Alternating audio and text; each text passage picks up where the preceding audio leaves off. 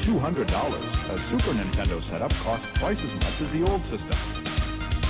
For the money, the company promises better pictures, sound, and adventure.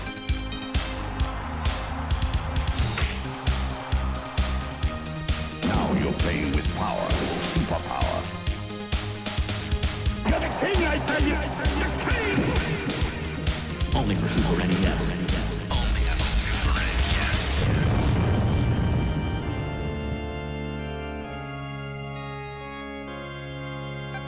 You're listening to the SNES podcast with your host, Soul Blazer.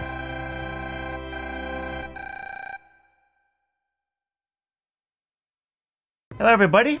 This is Greg, one of the co-hosts of the Super NES podcast, episode number 158. Joined by my co-host Joe. Hello. How are things going, Joe? Things are going okay. Can't complain. So Joe picked the game for us to cover this time around, and as he wanted to do, he's like George a lot in this regard. He wanted to cover an obscure Japanese game. So I ask you, what game we're covering, and how the heck did you hear about it in the first place? Because I never heard of it. All right, so we're covering UFO Kamen Yakisoban, and I'm sure I butchered that, but it is what it is. The UFO is a ramen noodle brand through the company Nissan. I believe it's Nissan. Yes. This is such an interesting beat 'em up. At least, at first glance. So this was one of those things where, like, Joe's up at 4 o'clock in the morning, can't sleep, decides that he's going to scroll through Facebook and YouTube and all that stuff. And first I saw it on Facebook. There was like a weird screenshot, and basically someone was like, "Can someone please tell me what this is?" And all I saw was like this guy with a kettle on his head and a giant fork as a shield fighting this guy who's like in red and yellow, and I was like, I'm intrigued. What the hell is this? So basically someone replied within probably a good 15 minutes what it was, and I was immediately like, oh, what the hell is UFO Yakisoban? That's all that was said. So of course I plug it into YouTube, and then immediately it's like Japan only games that you need to at least experience once in your lifetime, videos like that. So I was like, all right, I'm gonna watch a video and see what's up. And like the short clip they showed, it looked really fun. And we'll go from there. Yes, this is as you might expect, this is a very Japanese game, but oh yeah, but yeah, we'll get into that. So yeah, I never heard of this game, so I was more than happy to check it out. The full name of this game is UFO Kamen Yakisoban Keller no Kuri Imbu, which roughly translates to UFO Mask Yakisoban, Kettler's The Dark Conspiracy. Okay. It was developed and released in Japan in October 1994. The developer behind this game was actually a very well-known Japanese company which is known as KID. KID that stands for Kendo Magic Develop. They were in operation from 1988 to 2006. A lot of their early games, NES stuff, came out here in the West. They developed games such as like Blu-ray Fighter, Logi Man, great game by the way. Both G.I. Joe games, both the Texan one and the Capcom one. Oh, okay. Isolated Warrior and Rekka. So some pretty good NES games. There was also Isolated Warrior, Sumo Fighter, Battle Grand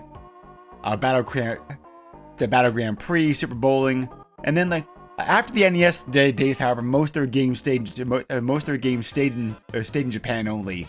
Not many more games that others came out here in the West. They pretty much went over to developing like virtual novel virtual novel or Bushido games in Japan. They did, however, release the very popular Infinity series, which did come out here in the West, which is like RPG series. So they went bankrupt 2006, but the rights bounce around to like a few different companies. Currently, the rights are held by a company called.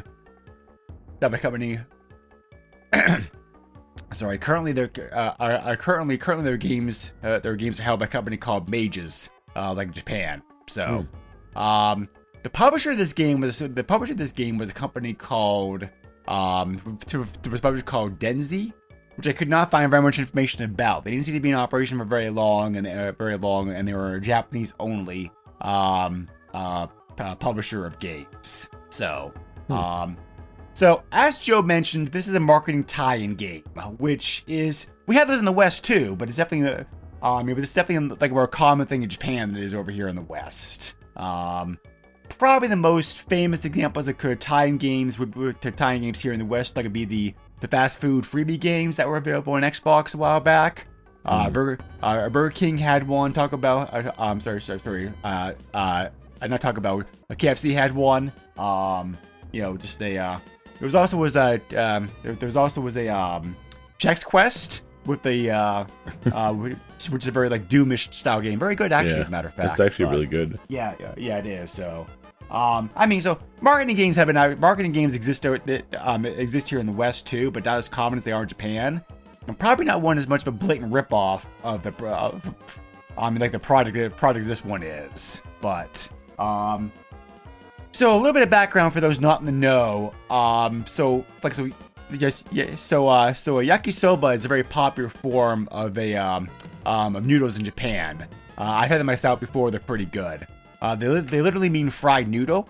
It's pretty much Japanese equivalent of Japanese equivalent of a Chinese style noodle stir fry dish. Usually made of buckwheat noodles. And using condiment very similar to like Worcester sauce. As far as that tastes like. It was very popular in post-war Japan because it was like post-war Japan typically was cheap, easy to make. It's also very popular. There are restaurants and shops in Japan that will sell ramen-only noodles, and this is also a very popular kind to sell like those places. So Nissin Foods is the biggest maker of instant and fried noodles in the world. They were the ones who first brought them to the U.S.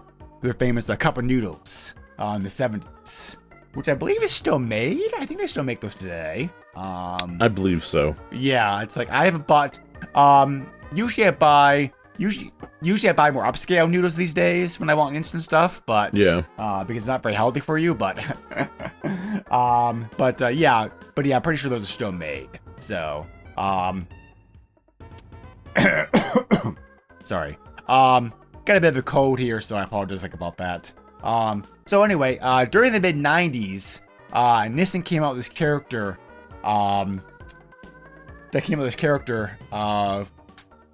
Who was known as a Kamen. That is his name, right? Yes. I think so yeah, but no, actually, no, I'm sorry. He actually is called like Yakisoban. So they gave him the same name like as the noodle, of course, because they did. So but yeah, for the character was quite popular in Japan for a while. Hence the fact that they decided that a game based on it might be a good idea. As a matter of fact, his villain, the villain, his nemesis Kettler, is actually more popular than Yakisoban himself was. He's still being used in advertisements today, as a matter of fact. So. And the fact that the fact the character was so popular also meant there was a whole bunch of commercials available released using them, and in fact there was even a feature film made directly directed to VHS video in 1994 with live action characters, which is also available on YouTube. I noticed, by the way. So. Oh, excellent! I'm gonna have to look that up. It's very cheesy '90s low grade Japanese quality, as you might expect. But Perfect. But they got an American named Dave Kettler. I'm sorry, like Dave Spector, who plays Kettler. Because Dave Spector actually is a very well-known American actor in Japan these days, as a matter of fact, but who's been there for quite a long time. So if they need a gaijin, they just call him up. It seems like, but so because it actually matches. Kettler is originally from Chicago, in the game, but whereas Yakisoba himself is like another world. The plot of this game is very, very weird, as you might expect. Basically, in this game, you are a superhero who uses the power of noodles to be able to get what you want to do. And you're due to marry a princess, but Kettler steals her for himself, and you have to go to Earth to get her back. So, the basic overall stage. They also made 2 versions of this game. There was the regular version of the game with drawings on the cover, which is the more common version, and they also made a tie-in with the movie by releasing another special limited edition variant, like pictures of the actors instead. So that version obviously is much more harder to find these days, worth a lot more money. So, so this is a pretty standard beat 'em up game. There's only 5 stages, but the 5 stages, but those 5 stages, are pretty long. So, there's several Let's Plays on YouTube. The average time in this game varies, but it is an average 60 minute long game as far as beating up go. So you do have the options in this game to be able to change difficulty and that kind of stuff. Gameplay is pretty standard for most beat 'em up style games. You have the screen your score, number of lives, damage, hit gauge, hit points for you, hit points for the enemy, boss meters, you had a boss meter gauge, on a boss at the end of the game. So, so you were so eager to play this game, Joe. So what were your impressions? Let me say right out the gate, I'll be honest, I was so disappointed. So I think you do. It looks so much cooler than it actually is. It's your standard platformer beat 'em up, except for it is super slow and the enemies repeat to the point you get some repetition and things like that with other beat 'em up, but this particular game will throw the exact same sprite at you, just in a different color. What was the first 5 minutes of the first level, you're just beating up guys in different color suits for the most part. Other than that, I really wish I could understand the story, if there was an English translation, because I feel like the story is the whole reason you play this game. It's the story and the journey, because it's definitely not the gameplay, I'll tell you that. Overall, I mean, I enjoyed it. I only pulled off 2 special moves, and I mean special moves as in there's a charge attack that you shoot soy sauce at your opponents, which I thought was a nice little touch. And then if you hit I think it's the left shoulder button, he did this green circular mist thing that would stop everything. I don't know if he was throwing wasabi or what, but yeah, it would just stop them. And then they had some cool pickups, which I noticed. One of the things that you pick up and it refills your health. It looks like a little triangle thing, but it's actually a tent that would be in the commercials. It was an actual commercial where he was serving ramen out of a tent. So I thought that was pretty cool. And then the unicycle power up kind of made me laugh. And at first I didn't understand why I'm on a unicycle, but it's basically having invincibility and you just hit everybody and they die in one shot. So, Yeah. It's like little things like that I like about the game. But like I said, with the gameplay being as repetitive as it is, this game gets boring really quick, and it was a slog to get through. And thank God it was only 5 levels, and it was rather short. But that being said, this being the most Japanese thing I have probably ever played, I loved the hell out of it, just for what it represented. Yeah. Yeah. Yeah, so, you found most of what you can do in this game. So I am indebted to help me to figure out some of the nuances of this game. The fact that this is such a weird and weird and kooky Japanese game. Several major websites have published articles on this game. Like Video Game Den, RBG Fanatic, and Giant Bomb have all done articles on this game. So a lot of good information out there to look up on this if you want to. They helped me to figure out some of the small nuances I like this game. So the gameplay is pretty standard for a game of this type. You can punch and jump, of course. You can also roll by doing double tap. If you're attacking while rolling, like you do a diving kick. And you also have 3 special attacks. You can do a sauce beam, which we were talking about before. So press and hold the A button down to do that. There's also the H-Dama Bomber, which is hold down the R button and press attack to perform this. Okay. Scatter food, scatter food all around the screen, kind of like a wide screen attack as long as he has like some on him. So, and there's also the same concept. There's also the Inori Flash, which you hold down the O button and attack to do this. This will paralyze all enemies on the screen for a short period of time. It's kind of like a time stop. Yeah. So, and then eventually, when you get far enough in the game, you're able to upgrade yourself to Yakisoban Great, which is allegedly a more powerful version of yourself, but it does pretty much. It's pretty much the same as far as the gameplay.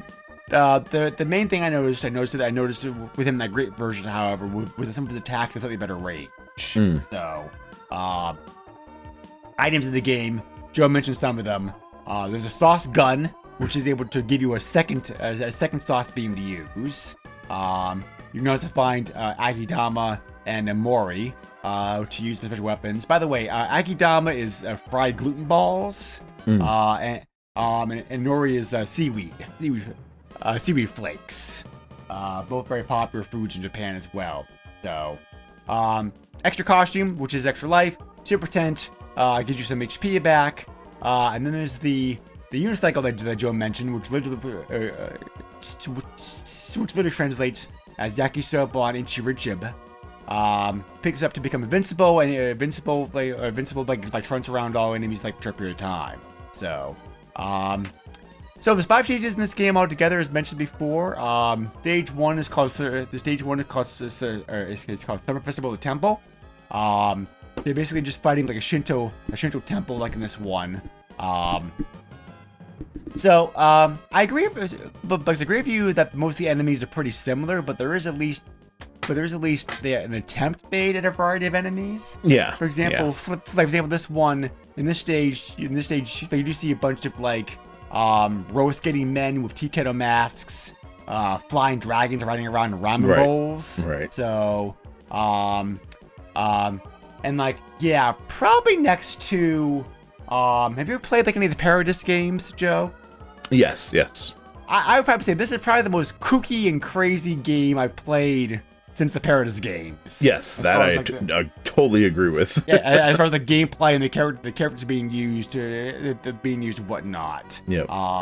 It's not as good as the Paradis games, I think, because Konami made those games just like fully. But anyway, stage 2 is Davy's family. Stage 2 is Davy's family's restaurant. They're fighting like in a they're fighting like a diner. The diner style. New enemies in this stage include like pie throwing chefs, which is kind of nice. But Stage 3 structure project. Like you're fighting like in a work zone site this time. New enemies include chopstick women who look very creepy, by the way. Toothpick holder monsters. This game really has to be seen to be believed. I mean, like, words alone cannot describe how weird and crazy this game is. Stage 4 is the amusement park. Which again, like is just a an amusement park setting. You have clowns here to do and other stuff. Like other stuff like that. And then finally the UTV station, which is like a TV station. We finally had like a final showdown. Yep. So, so the difficulty of this game felt pretty good. I mean, like, as far as beating ups to go, it does tend to kind of skew toward the easy side. But people who play this game probably don't want to experience how weird it is, and not just simply the fact of like it's a very average beat 'em up like in many regards. So Right. I didn't have any problems like beating this game. Like, I'm not the best beat 'em up player in the world. It sounds like it sounds like Joe, that you also finished the game like without any problems. Yeah, I had no problems.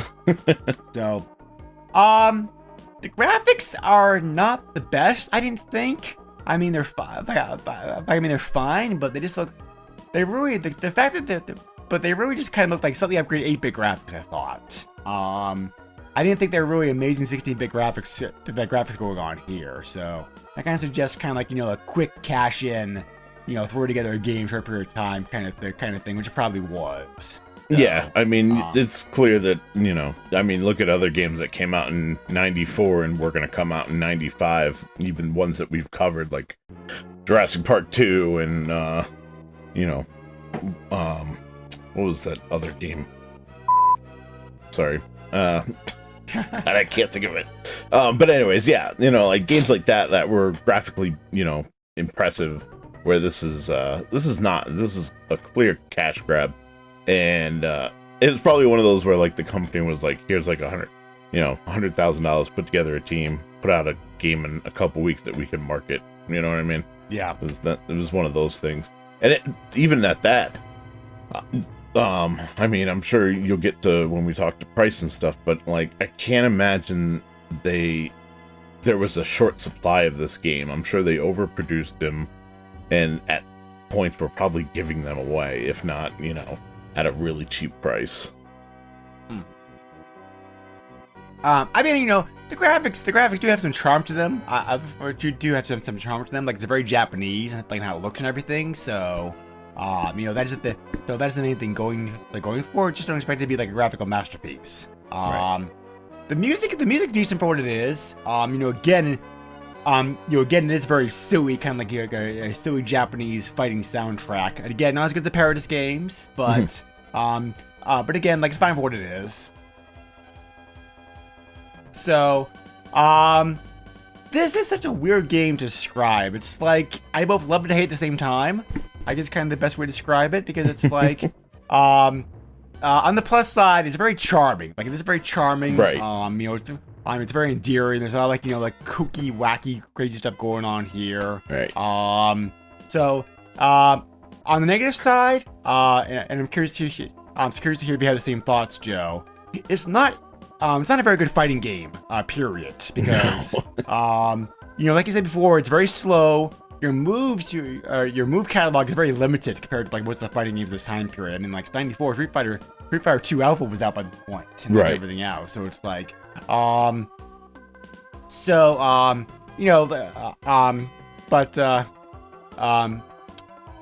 it also has the problems of like, hit detection I thought was also off in this game, I thought. Yes. It's like, the sound effects were not very good, I don't think. The music was okay, but the sound effects were definitely below right. that.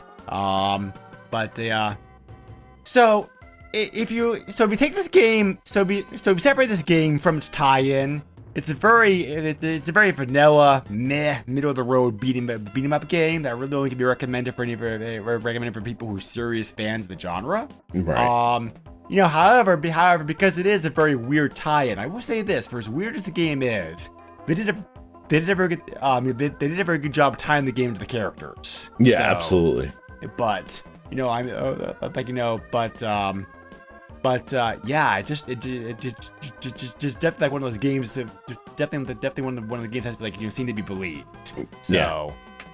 Those background characters, whether you're in the restaurant, the little shrine area, or even later on at the what do you call it, the movie studio. I mean, all those characters in the background were more excited for what was going on than I was. Yeah,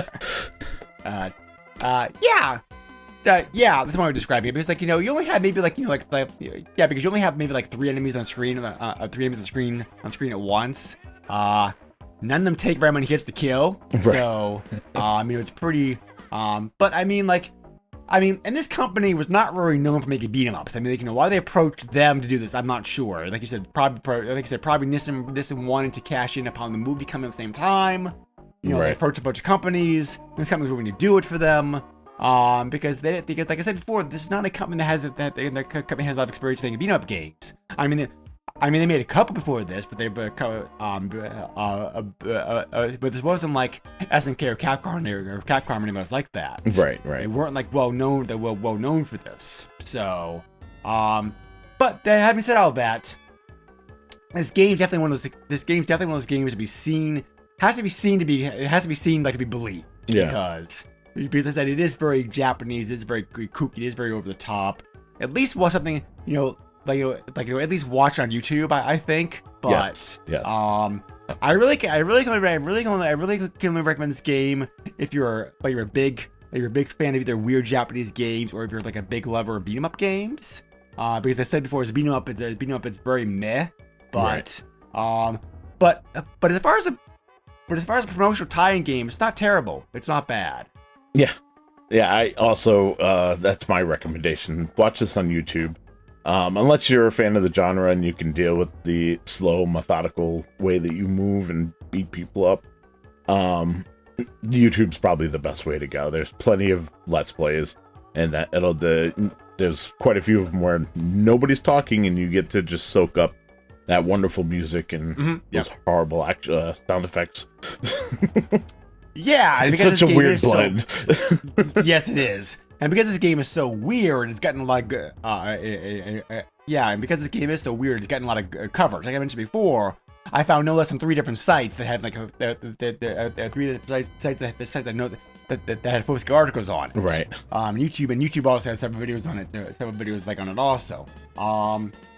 Couldn't find reviews of this game if they were temporary. Because I'm sure they exist, but being Japanese, it's a little hard to find. Most reviews of this game said pretty much the same things we already said about it. They gave middle of the star ratings, 3 stars out of 5, et cetera. So they pretty much did the same things we did, very middle of the road average game that has to seem to be believed. So we pretty much agree with the reviewers as far as this one goes, for a change. But they So you mentioned eBay. Actually, I don't think this game was produced in large amounts because if the game is common, well, see, it's hard to say with Japanese games because Japanese people don't use eBay a lot. I mean, it's getting to be more popular these days, but the bottom line is there were not many copies available on eBay when I looked. Okay. So I don't know if this game did not get a big print run because it was a promotional tie-in game. I mean, who knows how it was marketed, but, right? Or the fact that there's plenty of copies they're all just they're all just sitting in Japan and Japan not available online. Right. So I mean, some of the giant bombs said an average the cart will run you about $10 to $15. Yeah, that's not bad. Which seems to be okay because the fact that most copies I found you had to pay for shipping for most copies I found you had to pay for shipping Japan, and that's gonna raise the cost a little bit. So I found 4 copies of this game there are 4 copies of this game that currently this game that's they're sold recently on eBay. There are plenty of copies available like online, 14 copies listed listed right now for all Japan, all for Japan if you want to. So the card only copies of this game, and like I said before, these prices include shipping for Japan, so that's why it gets more expensive. Those sold pretty consistently for price, $33, $34, and $35. Oh, okay. There was also CIB copy of the game available from an American seller this time, curiously enough, for $68. So Not bad. I mean, if you can get the game for cheap, it's fine. But like I said, these prices, at those prices, it's probably like more for somebody who's like a beat 'em up fan, or somebody who's trying to collect a complete NTSC collection. Yeah. So, but high but not outrageous. So, but no cheat codes I can find for the that I can find in this game. No no cheats or tips or anything else like that. So, yeah, very interesting game. It's a very, very weird game. So You're welcome. Oh, this also reminds me a lot about. Have you ever played Pepsi Man? Yes. Not as good. Not as good as Pepsi Man, unfortunately. No. Pepsi Man was like very fun, unique, and like that really invented like the endless runner. You know what I mean? Like what we play today on our cell phones is what Pepsi Man was, back in the late 90s, Right. Yeah. But yeah, for sure. So, anyway, I think that pretty much covers it. Anything else you want to say about this game, Joe? No, I think we pretty much covered it. Check it out on YouTube. And if you really want to torture yourself, get a ROM. Yeah. Yeah, so like I said before, as far as playability, only the story is explained in text, and there's not really like a lot that so A there's not that much, and B we already explained the story anyway, so it is so like Joe said, it would be nice if the ROMs translated, but it's not really necessary. I mean, like like most beat 'em ups, you can play the game just fine without any problems. So, but yeah. Anyway, so I want to thank you again for joining us as always. If you have any questions, comments, feedback, etc., you can feel free to check us out. Check us out on Facebook. You can also send me an email if you want to at the SNESpodcast@yahoo.com. Joe, how can I reach you? I can be found on Twitter at JOESUX30. Awesome. Okay, so next time we are coming back with another guest host. I am very pleased to announce that after a long absence, Nicholas Baldridge has returned to the podcast. You may know him as somebody who's a huge pinball enthusiast. He's actually made his own pinball game, by the way. We'll have to talk to him about that, see how that's going. So, he was also a big Virtual Boy fan. So, he did the Virtual Boy podcast, the podcast a few years ago. So if you've not checked that out and you're a fan of the system, by all means check it out because he does a great job covering the games. Nice. So, we've covered most of the American pinball games on the Super NES already. So this time we're gonna be looking at Japanese only. Again, Japanese, but hey, I promise you this one's a better game. The better games if I started playing it. A Japanese pinball game, which is called Battle Pinball, which the name implies it's a combination between pinball and like destroying objects and like enemies on screen. Yeah, so that sounds fun. Joe, I don't know how much pinball fan that you are, but I can almost promise you that you found this game like entertaining. Yeah, I've always had fun with video pinball. I love having the actual machines in front of me and playing pinball, so this is going to be a blast. Yeah. So, yep. So, So, and so as always, Nick always comes prepared with a lot of research himself, with the game and how it plays and everything. So, it'd be nice for Joe and I to take a back seat for once. Yeah. But, but anyway, yeah, we're looking forward to that very much. So, join us next time for that. As always, thank you very much for joining us on this podcast. And I do not think I've ever had actually yakisoba noodles. At least like good yakisoba noodles. I'll have to buy some next time. Yeah. Because I'm curious to try them out. So, and just not the, and no disrespect to Nissan, but I'll stay away from their noodle stuff because I'm not a starving college student. Right. But anyway, thank you much for joining us as always, and take care, everybody. Bye. Nintendo controls 80% of the video market. But no matter how you play the game, or which game you play, things definitely have come a long way since Pac-Man. Now you're playing with power. Super power.